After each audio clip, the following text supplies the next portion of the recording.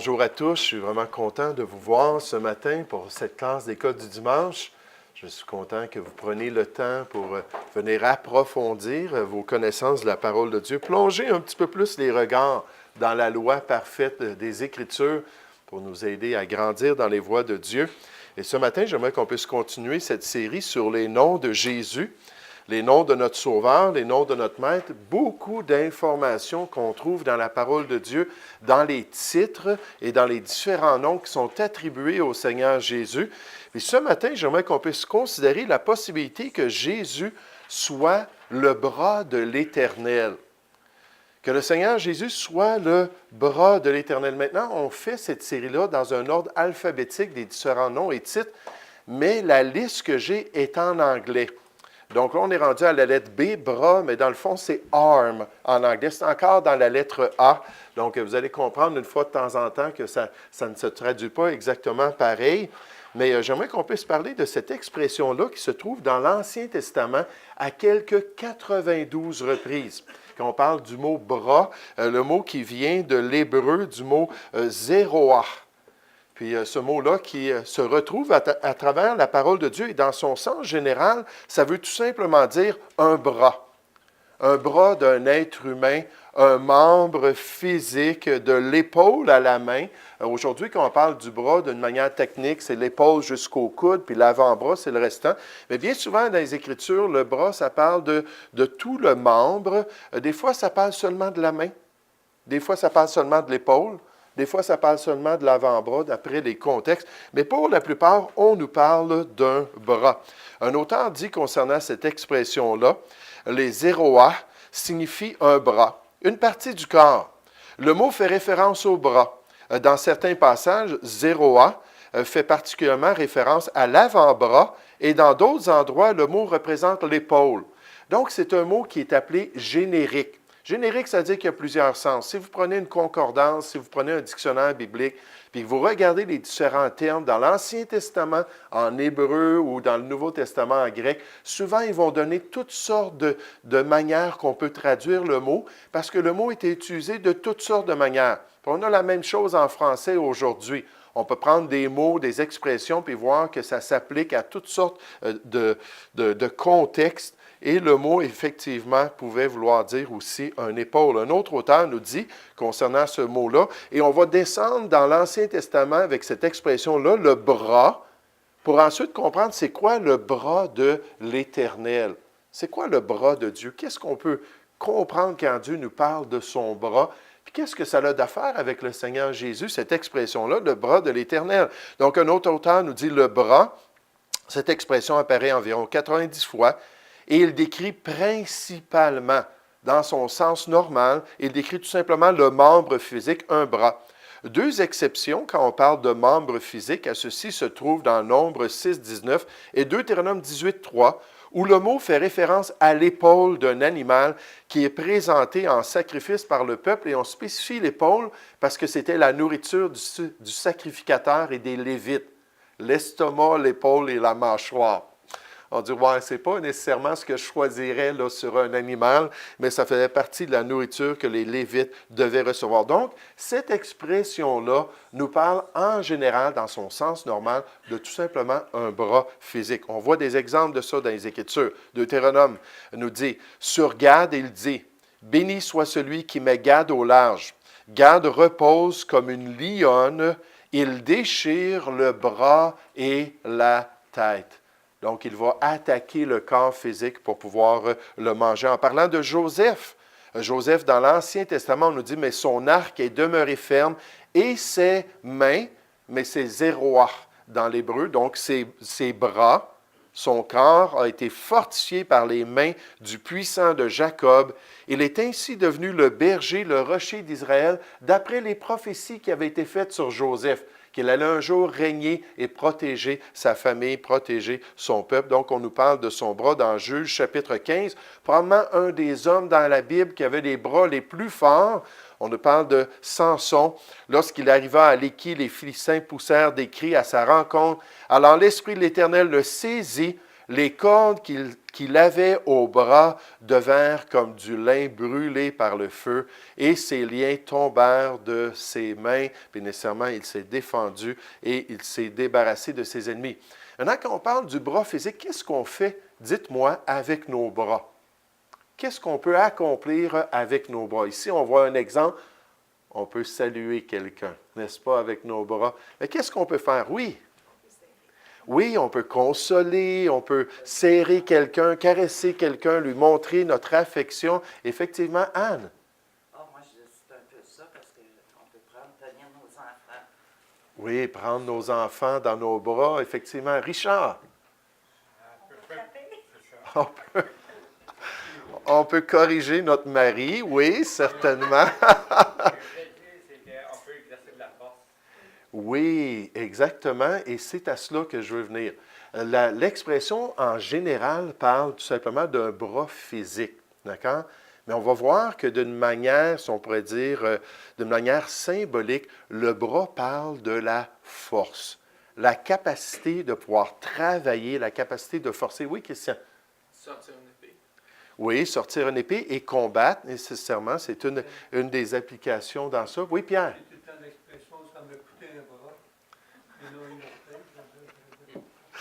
Oui, mais tu sais, pour Adam, ça lui a coûté une côte, ça lui a coûté un bras, là. Oui, Pierre, merci pour tes commentaires. Mais on peut faire toutes sortes de choses. On peut prendre soin d'une personne, on peut consoler, on peut aller travailler, gagner notre pain. Mais le bras, en général, dans son sens symbolique, nous parle de la force. Bibliquement, le bras est une image de la force et de la puissance d'un individu. Des fois, vous allez voir, c'est lié à une armée. Puis quand Pharaon arrive avec son armée, on parle de son bras, c'est-à-dire sa force, sa capacité. Dans une charte du mot dans l'Ancien Testament, on voit le mot en hébreu ici, puis en anglais, cette charte est en anglais arm ou arms ou forearm. Donc, dans son utilisation générale, la plupart du temps, les Hébreux utilisaient cette expression-là pour parler du membre physique. Mais en l'utilisant symboliquement, ils pouvaient parler, bon, oups, j'ai pesé sur le mauvais piton, je reviens à ce combat-là dans un instant. Je vais y arriver. Aïe, aïe, aïe. J'ai vraiment tout fait partir. Donc, désolé, j'y reviens. On était ici. Un numéro spécial, oui, c'est ça. Mon bras a fait défaut. Oui, merci Pierre. Merci Pierre de me le spécifier. Donc, mais dans son expression en général, la technologie, c'est un outil intéressant, mais qu'il faut bien gérer. Dans son expression en général, bon, là, on voit que nécessairement, on peut parler de l'épaule, mais on peut parler aussi de la puissance ou de la force d'une personne. On peut parler encore de sa force, on peut parler des armées. Donc, symboliquement, dans son utilisation, on pourrait dire imagée, le bras parlait de la capacité d'une personne, la capacité d'un être. Un auteur nous dit dans ce sens-là, Zéroa décrit de même le siège de la force d'une personne. Le pauvre est souvent présenté avec des bras sans force. Un autre auteur nous dit concernant cela. C'est dans son sens non littéral. Si on veut une application spirituelle du bras, si on veut regarder la théologie de cette expression-là, là, dans son sens non littéral, quand on ne parle pas d'un bras physique, littéralement, que le mot zéroa est le plus significatif. Là, il y a une leçon à apprendre. Il y a quelque chose qu'on peut saisir quand Dieu parle de son bras. Dans ces passages, les sens de bras sont métaphoriques, c'est imagé, symbolique, faisant référence au phénomène de la puissance et de la force au niveau de Dieu, nécessairement, et au niveau de l'homme. Puis c'est pas dur à voir ça. Quand on parle de quelqu'un qui a des gros bras, hein, quelqu'un qui est fort, Souvent, en parlant des bras, on va imager la capacité que cette personne-là a de forcer, la capacité que cette personne-là a de réussir, puis nécessairement, il y en a un des deux qui était plus fort que l'autre. Mais c'est l'image de la force personnelle, c'est l'image de la puissance, l'autorité d'un être humain. Et dans la parole de Dieu, on voit exactement le même phénomène. Je vous donne des exemples de cela. Puis il y en a plusieurs dans les 92 références. On nous dit l'Assyrie aussi se joint à eux, une coalition.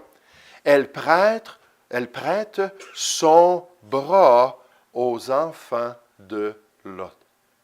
Maintenant, est-ce que l'Assyrie ont coupé leurs bras physiques pour aller porter ça aux enfants de Lot? Non, on parle de la force. On parle de l'armée assyrienne qui s'était joint aux enfants de Lot pour aller conquérir une autre nation. C'est imagé par cette expression-là dans Jérémie chapitre 48. On nous dit « La force de Moab est abattue ». Et pour le répéter une deuxième fois, on nous dit « Et son bras est brisé, dit l'Éternel ». Parce que pour les Juifs, Zéroach, ça représentait la force d'une nation ou la force d'un individu. Vous savez, souvent, le mot force ou puissance dans l'Ancien Testament nous vient d'un autre symbole que les Juifs considéraient très important, c'est-à-dire le symbole des cornes. Les cornes d'un bélier, ou les cornes d'un bouc, ou les cornes d'un autre animal. Puis ce mot-là est traduit par force ou par puissance dans la parole de Dieu, parce que pour les Juifs, plus qu'on avait des grosses cornes, plus qu'on pouvait se défendre, plus qu'on pouvait partir, puis aller se battre, puis être victorieux. Mais de la même manière que le bras était un symbole de la force, les cornes l'étaient aussi pour le peuple juif. D'autres exemples du bras. Au bout de quelques années, ils s'allieront. Et la fille du roi du Midi viendra vers le roi du Septentrion pour rétablir la concorde. Puis là, c'est prophétiquement que Daniel reçoit des informations concernant des nations qu'il allait combattre, surtout pendant la période grecque. Puis là, il mentionne les différentes intrigues, puis les différents combats qui allaient se produire dans cette période-là, après Alexandre le Grand. Mais elle ne conservera pas la force de son bras. Il ne résistera pas ni lui, ni son bras.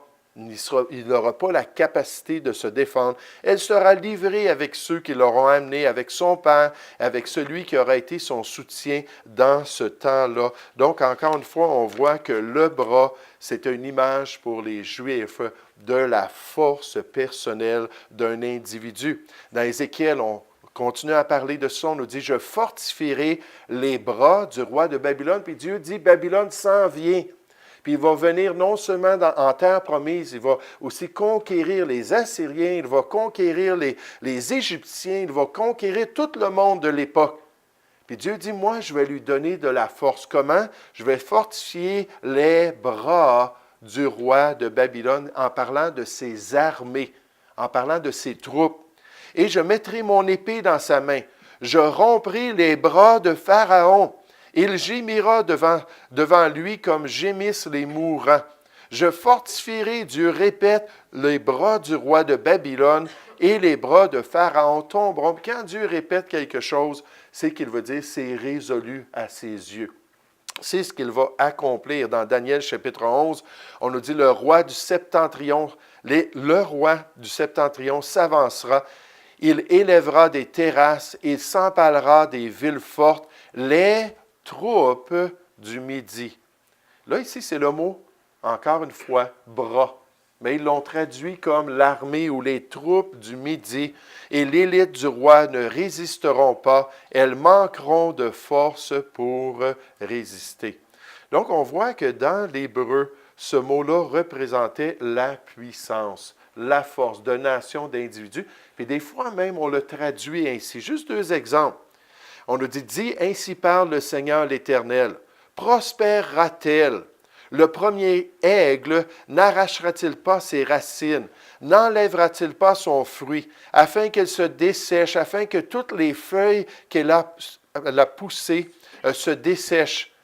Et ne faudra ni beaucoup de bras, ni un peuple nombreux pour la séparer de ses racines. » Encore une fois, c'est l'image. La force, ses armées, son peuple. Dans Ézéchiel chapitre 22, on nous dit « Voici au-dedans de toi tous les princes d'Israël usent de leurs bras pour répandre le sang. Puis on voit comment les traducteurs bibliques ont dit, le contexte est évident, c'est leur force, leur autorité, la puissance qu'ils ont entre leurs mains pour pouvoir accomplir ces choses-là.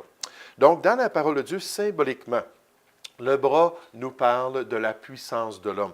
Mais on voit aussi rapidement, lorsqu'on étudie la question, que le bras parle aussi de la puissance de Dieu. Que Dieu a un bras puissant. Que Dieu a un bras qui est fort, un bras qui peut délivrer, un bras qui peut sauver son peuple, qui peut agir dans la vie d'Israël. Dans Deutéronome chapitre 9, on nous dit, « Ils sont pourtant ton peuple et ton héritage, que tu avais sortir d'Égypte par ta grande puissance et par ton bras étendu. » Et ça revient continuellement. Par ton bras étendu, par ton bras étendu. Ça parlait tout simplement de la capacité de Dieu de pouvoir intervenir dans la vie de son peuple, de pouvoir se manifester puissamment en Israël.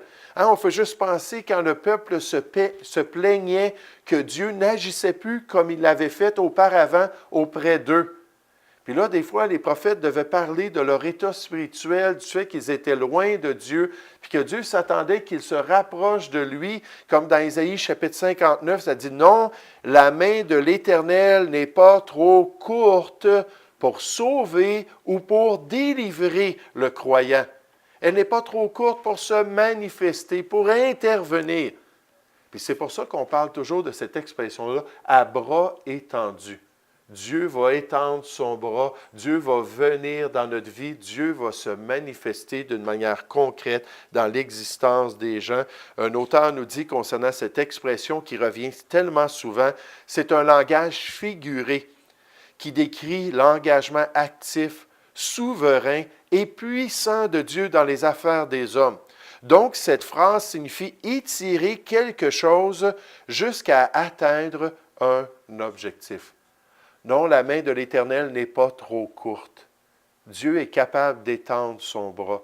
Il est capable de toucher notre vie. Il est capable de se manifester. Il est capable de pourvoir. Il est capable de changer nos situations. Mais on voit ça à travers la parole de Dieu à plusieurs reprises. Mais on nous parle surtout du fait que sa main et son bras sont puissants. Dieu peut agir dans la vie d'un individu. Dans Isaïe 51, on nous dit « Réveille-toi, réveille-toi ». Revêt-toi de force, bras de l'Éternel. Maintenant, nécessairement, c'est un langage anthropomorphique, c'est-à-dire qu'on donne l'image du corps humain pour nous aider à savoir si on avait quelqu'un qui rentrait ici aujourd'hui, puis c'est un homme qui est un travaillant, pas nécessairement qui est gros et bâti, on lui serre la main, puis on voit, oh boy, ça a du nerf. Je me souviens d'un diacre à l'église de Boucherville, c'est un monteur de ligne pour Hydro-Québec. Il avait fait ça, je pense, pendant 30 ans. On avait joué au hockey ensemble dans une ligne chrétienne. Puis à un moment donné, je patinais, puis j'étais pas trop bon à patiner, puis à arrêter. Puis là, je m'en venais vers lui, puis je courais après la rondelle. Puis tout à coup, je le vois, il est en plein là devant moi, pas capable d'arrêter. J'avais au moins 50 livres de plus que lui. Je rentre dans lui, il ne bouge pas, puis moi, je tombe à terre. Puis là, il me prend, puis il me relève. Ah, c'est un homme qui était fort. Il avait des bras d'acier. Il était extrêmement fort. Imaginez quelqu'un comme ça qui dit « Je vais venir t'aider à faire ton cabanon » ou « Je vais venir t'aider dans un projet de rénovation ». Je pense qu'on aurait confiance parce que son bras est capable de le faire, n'est-ce pas? Puis là, on dit au bras de Dieu « Réveille-toi, réveille-toi, revêt-toi de ta force, bras de l'Éternel. Réveille-toi comme au jour d'autrefois dans les anciens âges. » N'est-ce pas toi qui as battu l'Égypte et qui transperça le monstre? Dieu, on sait que tu es fort, on sait que tu es puissant, on sait que tu peux te manifester. Dans le psaume 77, on dit « Par ton bras, tu as délivré ton peuple. Les fils de Jacob et de Joseph posent, ça veut dire arrêtez et pensez à cela. Dieu le fait. Dieu peut encore le faire. Il peut ouvrir la mer Rouge. Il peut détruire nos ennemis. Il peut se manifester puissamment. Et c'est un refrain qu'on voit à travers les psaumes. Tu écrasas l'Égypte comme un cadavre. Tu dispersas tes ennemis par la puissance de ton bras. Juste 2 autres références concernant la puissance du bras de Dieu. Puis je combattrai contre vous la main étendue et le bras fort, avec colère, avec fureur et avec une grande irritation. Dans Ésaïe chapitre 62, on nous dit, « L'Éternel l'a juré par sa droite et par son bras puissant. Je ne donnerai plus ton blé pour nourriture à tes ennemis, et les fils de l'étranger ne boiront plus ton vin produit de tes labeurs. » Donc, cette expression-là, bras, parle du membre physique. Bien souvent, dans les Écritures, c'est son sens général. On parle de ce qui arrive avec le corps humain, comment est-ce qu'il est utilisé et le rôle des bras. Cette expression-là, symboliquement, nous parle de la force d'une personne, la force d'une nation, la force même de Dieu. Maintenant, quand on pense à cela et aux différents versets qui nous parlent de la puissance de Dieu et de cette expression-là, le bras, il y a quelque chose d'un peu particulier qui apparaît dans l'Ancien Testament. C'est-à-dire que le bras de Dieu est présenté presque comme étant une entité en lui-même, comme étant faisant partie de Dieu, mais étant séparé, étant distinct de Dieu, comme un individu qui viendrait aider la personne de Dieu lorsque Dieu en a de besoin. Puis là, vous allez voir ça dans les Écritures, qu'on parle de Dieu, puis ensuite on parle de son bras comme une entité qui est distincte de lui. Puis un peu plus loin, dans un des textes, on va nous révéler c'est qui le bras qui vient aider Dieu. C'est qui vient se manifester pour aider le Seigneur lui-même. Donc, regardons ce phénomène-là dans le psaume 98. On nous dit « Chantez à l'Éternel un cantique nouveau, car il a fait des prodiges. Sa droite et son bras saint lui sont venus en aide. » Est-ce que quelqu'un qui est déjà allé prendre un marteau et un clou, puis clouer un clou dans une planche de bois, puis dire « Mon bras est venu m'aider à clouer ce clou-là. » Non, on dirait tout simplement « J'ai cloué ce clou avec mon bras. » Mais il y a des indications comme ça qu'on présente le bras de Dieu comme quelque chose qui est séparé de Dieu. L'Éternel a manifesté son salut. Il a révélé sa justice aux yeux des nations. Dans Ésaïe chapitre 63, là, je vous présente quelques références qui font partie de la 2e section du livre d'Ésaïe, qui est appelée bien souvent le 5e évangile. Parce que là, on nous parle de la Nouvelle Alliance, puis on nous parle d'un personnage particulier. On nous dit « Je regardais et personne pour m'aider. » C'est Dieu l'Éternel qui parle. « J'étais étonné et personne pour me soutenir alors qu'il accomplissait des choses en Israël parmi le peuple. Alors, mon bras m'a été en aide et ma fureur m'a servi d'appui. » Encore une fois, on a cette image-là du bras de Dieu qui vient aider Dieu. Dans Ésaïe chapitre 52, on devient un petit peu plus précis. On nous dit « Éclatez ensemble en cris de joie, ruines de Jérusalem, car l'Éternel console son peuple, et il rachète Jérusalem. » On parle de l'Évangile, on parle de la Nouvelle Alliance. « L'Éternel découvre le bras de sa sainteté aux yeux de toutes les nations, et toutes les extrémités de la terre verront le salut de notre Dieu. » Donc, il dit, Dieu va manifester c'est qui ce bras-là, qui est le bras de l'Éternel, qui vient l'aider. Là, on nous donne les détails au verset 13. « Voici mon serviteur. » On nous présente un personnage au service de Dieu, qui, dans le fond, est le bras de l'Éternel, est la force, la puissance, la capacité de Dieu pour venir accomplir ce salut-là. « Mon serviteur prospérera, il montera, il s'élèvera bien haut, de même qu'il a été pour plusieurs un sujet d'effroi, tant son visage était défiguré, tant son aspect différait de celui des fils de l'homme. » On a l'image ici de qui on parle. De même, il sera pour beaucoup de peuples un sujet de joie. Devant lui, des rois fermeront la bouche quand ils le verront venir avec une verge de fer pour régner sur cette terre. Car ils verront ce qui ne leur avait point été raconté, ils apprendront ce qu'ils n'avaient point entendu. Puis là, on nous dit carrément, qui a cru à ce qui nous était annoncé? qui a reconnu le bras de l'Éternel. Et dites-moi, dans Ésaïe chapitre 53, on nous parle de qui? Du Seigneur Jésus. C'est une des grandes prophéties qui décrit le supplice de Christ, le supplice du Seigneur Jésus. Qui a reconnu le bras de l'Éternel? Ce bras-là, s'est élevé devant lui comme une faible plante, comme un rejeton qui sort d'une terre desséchée. Il n'avait ni beauté ni éclat pour attirer nos regards, et son aspect n'avait rien pour nous plaire. Puis dans Jean chapitre 12, en parlant du ministère de Jésus, Jean, poussé par le Saint-Esprit, va citer ce passage-là. Quand il dit, malgré tant de miracles qu'il avait fait en leur présence, ils ne croyaient pas en lui, afin que s'accomplisse la parole qu'Ésaïe le prophète a prononcée. Seigneur, qui a cru à notre prédication et à qui le bras du Seigneur a-t-il été révélé? Qui a accepté que Jésus était le Messie? Qui a accepté que Jésus était l'envoyé de Dieu?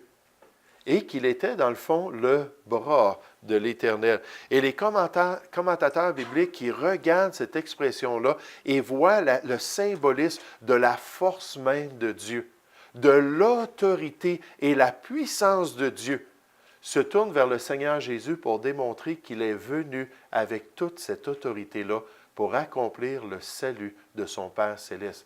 Et oui, il est venu pour racheter Israël. Oui, il est venu pour racheter les non-juifs et pour manifester le plan de Dieu alors qu'il a dit, « Seigneur, je viens pour accomplir ta volonté. » Alors qu'il s'est incarné en Marie et qu'il a pris ce rôle-là de fils de l'homme pour accomplir le salut de Dieu. Un commentateur nous dit, le bras, la puissance exercée dans les miracles et dans le salut des hommes, d'après la parole de Dieu dans le ministère de Christ. Le prophète, comme s'il était présent lors du ministère du Messie sur la terre, est profondément ému de voir combien de personnes ont cru en lui ou combien de personnes n'ont pas cru en lui. Deux raisons sont données pour lesquelles tous auraient dû croire. Le rapport des anciens prophètes, ce qui avait été déjà annoncé concernant le Messie, et le bras de Jéhovah exposé dans le Messie sur terre, dans la venue du Seigneur Jésus-Christ lui-même. Un autre commentateur nous dit, qui non seulement des gentils, mais même des Juifs, croira la vérité de ce que je dis.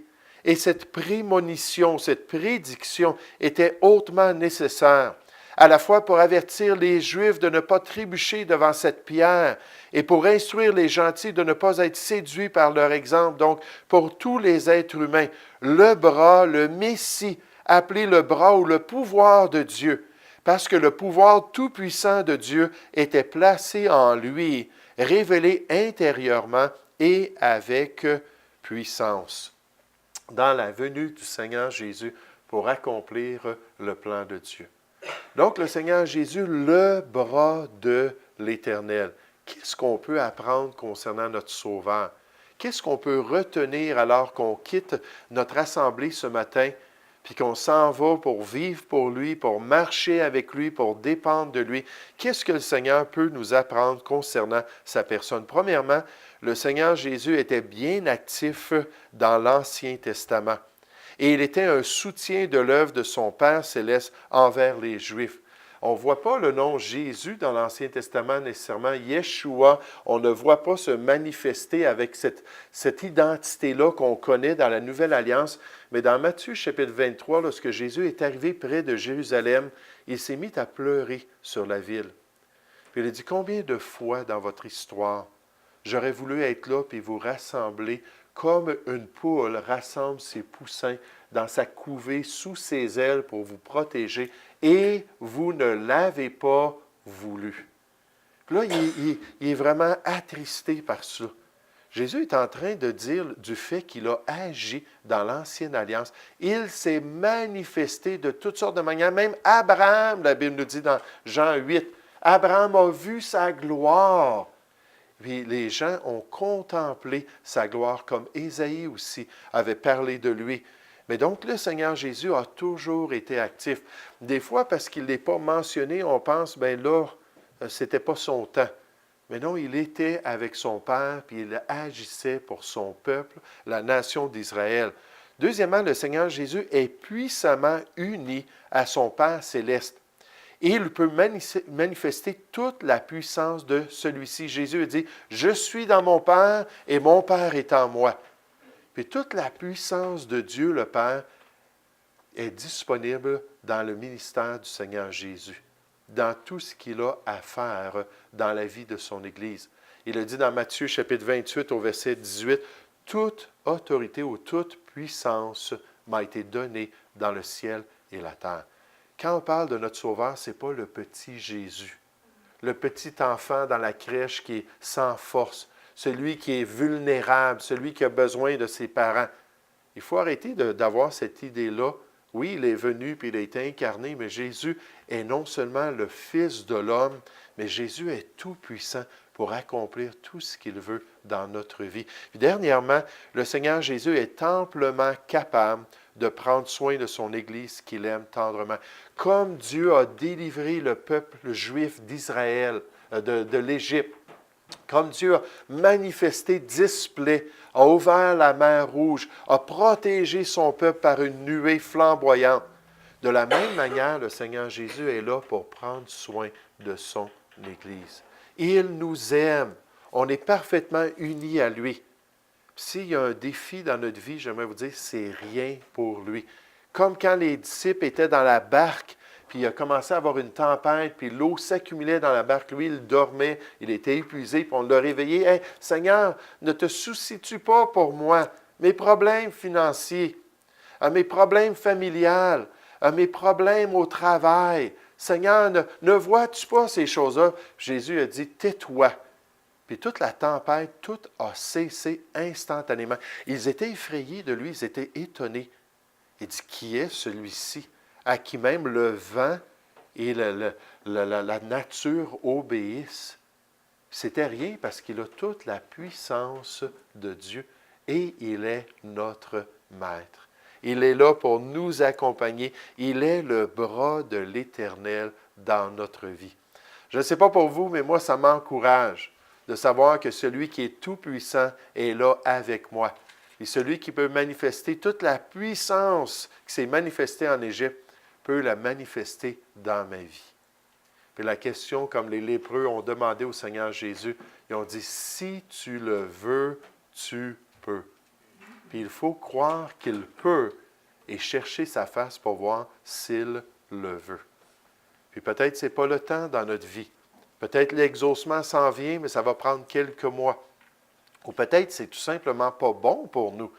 On ne peut pas dire, Dieu, tu n'es pas capable. Alors Dieu est toujours capable. Mais la question, c'est est-ce que c'est vraiment quelque chose qui est bon pour moi? Puis est-ce que c'est quelque chose que Dieu veut dans ma vie? Donc, il est le bras de l'Éternel pour son Église. Donc, on s'arrête avec ça ce matin. On continue la semaine prochaine à regarder d'autres noms pour être édifiés dans notre relation avec le Seigneur Jésus.